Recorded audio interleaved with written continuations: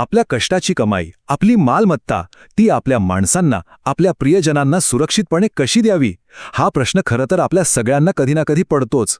आणि मग निर्णय घेताना थोडा गोंधळ उडतो. पण काळजी करू नका, आज आपण याच प्रश्नाचं उत्तर शोधणार आहोत. मालमत्ता हस्तांतरित करण्याचे 3 मुख्य कायदेशीर मार्ग आपण अगदी सोप्या भाषेत समजून घेणार आहोत. तर मूळ प्रश्न हा आहे की मालमत्ता इतरांना द्यायची कशी. मार्ग तर बरेच आहेत, पण आपल्यासाठी नक्की कोणता योग्य? चला तर मग या माहितीच्या प्रवासात आपण 3 सगळ्यात महत्त्वाच्या कायदेशीर पर्यायांवर फोकस करूया. ते म्हणजे मृत्यूपत्र, बक्षीसपत्र आणि हक्क सोडपत्र. हे समजून घेतलं की योग्य निर्णय घेणं एकदम सोपं होऊन जाईल. चला सुरुवात करूया आपल्या पहिल्या आणि सगळ्यात जास्त वापरल्या जाणाऱ्या पर्यायाने, तो म्हणजे मृत्यूपत्र. आपण याला विल किंवा वसियत असंही म्हणतो. नावाप्रमाणेच ही एक मृत्यूनंतरची योजना आहे. म्हणजे आपल्या नंतर आपल्या मालमत्तेचं काय व्हावं हे आपण यात ठरवू शकतो. पाहूया यात काय फायदे आहेत आणि काय तोटे. एकदम सोप्या भाषेत सांगायचं झालं तर मृत्यूपत्र म्हणजे काय, तर मालमत्ता मालकाने लिहून ठेवलेली एक स्पष्ट सूचना की बाबा, माझ्या पश्चात माझी संपत्ती अमुक व्यक्तीला किंवा संस्थेला मिळावी. आणि सगळ्यात महत्त्वाची गोष्ट म्हणजे हा कागद, हा दस्तऐवज तेव्हाच कामाला येतो जेव्हा मालक हयात नसतो. त्याच्या मृत्यूनंतरच तो लागू होतो. आता मृत्यूपत्राचा सगळ्यात मोठा प्लस पॉइंट काय आहे, तो म्हणजे जोपर्यंत व्यक्ती जिवंत आहे तोपर्यंत मालमत्तेवर 100% हक्क त्या व्यक्तीचाच राहतो, पूर्ण कंट्रोल. पण यात एक अडचण आहे. काही मोठ्या शहरांमध्ये जसं की मुंबई, चेन्नई, इथे मृत्यूनंतर वारसांना थेट मालमत्ता मिळत नाही. त्यांना कोर्टात जाऊन हे मृत्यूपत्र खरं आहे हे सिद्ध करावं लागतं. या कायदेशीर प्रक्रियेला म्हणतात प्रोबेट. आणि हो, यासाठी वेळ आणि पैसा दोन्ही खर्च होऊ शकतात. बरं, आता वळूया आपल्या दुसऱ्या पर्यायाकडे, आणि तो आहे बक्षीसपत्र किंवा गिफ्ट डीड. जे लोक म्हणतात की माझ्या हयातीतच, माझ्या डोळ्यांसमोरच मला मालमत्ता दुसऱ्याच्या नावे करायची आहे, त्यांच्यासाठी हा एक उत्तम पर्याय आहे. ही आहे वर्तमानातली भेट. बक्षीसपत्र नावाप्रमाणेच ही एक भेट आहे. या डॉक्युमेंटच्या माध्यमातून मालक आपली मालमत्ता कोणालाही लगेचच्या लगेच बक्षीस म्हणून देऊ शकतो. एकदा का याचं रजिस्ट्रेशन झालं की झालं काम. हस्तांतरणाची प्रक्रिया पूर्ण होते आणि त्याच क्षणी मालमत्तेचा मालक बदलतो. सगळं काही त्वरित. बक्षीसपत्राचा मोठा फायदा म्हणजे ट्रान्सफर एकदम फास्ट होतं. आणि एक अजून चांगली गोष्ट म्हणजे जर मालमत्ता जवळच्या नातेवाईकांना म्हणजे मुलं, आई-वडील यांना दिली जात असेल तर स्टॅम्प ड्युटीमध्ये मोठी सवलत मिळते.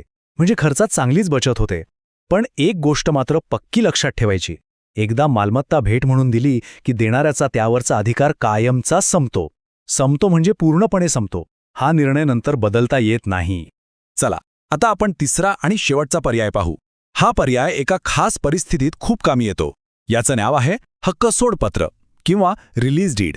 हे सहसा कौटुंबिक किंवा वडिलोपार्जित मालमत्तेच्या बाबतीत वापरलं जातं. कुटुंबातला तोडगाच म्हणा ना. हे जरा उदाहरणाने समजून घेऊया, म्हणजे पटकन लक्षात येईल. असं समजा की एक वडिलोपार्जित मालमत्ता आहे आणि त्यात 4 भावंडांचा समान हक्क आहे. आता त्यातल्या एका भावंडाला आपला हिस्सा नकोय, त्याला तो बाकीच्या तिघांना द्यायचा आहे. तर तो काय करेल? तो एक हक्क सोड पत्र तयार करेल. यातून तो आपला कायदेशीर हक्क सोडून देतो आणि त्याचा जो हिस्सा आहे तो आपोआप बाकीच्या भावंडांमध्ये वाटला जातो. सोपा आहे ना? या उदाहरणावरूनच लक्षात येतं की कुटुंबातले मालमत्तेचे वाद मिटवण्यासाठी किंवा मालकी हक्काची गुंतागुंत सोडवण्यासाठी हक्क सोडपत्र किती उपयोगी आहे. पण इथे एक महत्त्वाची अट आहे, एक मर्यादा आहे. ती म्हणजे हक्क फक्त आणि फक्त त्या मालमत्तेतल्या इतर सहमालकांच्या किंवा वारसांच्या नावेच सोडता येतो. कुटुंबाबाहेरच्या तिसऱ्या कोणत्याही व्यक्तीला आपला हक्क देता येत नाही. तर आतापर्यंत आपण हे 3ही पर्याय वेगवेगळे समजून घेतले: मृत्यूपत्र, बक्षीसपत्र आणि हक्क सोडपत्र. आता वेळ आहे या तिघांना समोरासमोर ठेवून त्यांची तुलना करण्याची. म्हणजे आपल्या गरजेनुसार नक्की कोणता पर्याय बेस्ट आहे हे ठरवणं एकदम सोपं होऊन जाईल. चला, ह्या तक्त्यावर एक नजर टाकूया आणि फरक पटकन समजून घेऊया. पहिला मुद्दा आहे अंमलबजावणी. बघा, मृत्यूपत्र हे मृत्यूनंतर लागू होतं, पण बक्षीसपत्र आणि हक्क सोडपत्र हे जिवंतपणीच त्वरित लागू होतात. दुसरा मुद्दा आहे मालकी हक्क. मृत्यूपत्रात मालकी हक्क मृत्यूपर्यंत मालकाकडेच राहतो, पण बक्षीसपत्र दिलं की मालकी लगेच ट्रान्सफर होते. आता सगळ्यात महत्त्वाचा फरक, रद्द करणे. मृत्यूपत्र हवं तेव्हा हवं तितक्या वेळा बदलता येतं, पण बक्षीसपत्र आणि हक्क सोडपत्र एकदा रजिस्टर्ड झालं की झालं, ते रद्द करता येत नाही. आणि शेवटचा मुद्दा, मालमत्ता कोणाला देता येते. मृत्यूपत्र आणि बक्षीसपत्राने मालमत्ता कोणालाही देता येते, पण हक्कसोडपत्र फक्त आणि फक्त कुटुंबातल्या सहमालकांनाच लागू होतं.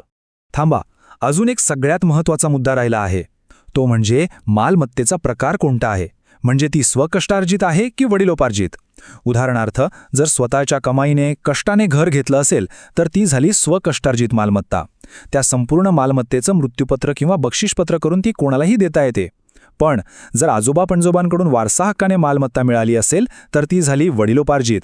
अशावेळी फक्त आपल्या वाट्यापुरताच निर्णय घेता येतो, संपूर्ण मालमत्तेचा नाही. हा फरक खूप महत्त्वाचा आहे. तर आता आपण या विश्लेषणाच्या अगदी शेवटाकडे आलो आहोत. ही सगळी माहिती ऐकल्यावर कोणताही निर्णय घेण्याआधी स्वतःला फक्त एक प्रश्न विचारणं गरजेचं आहे.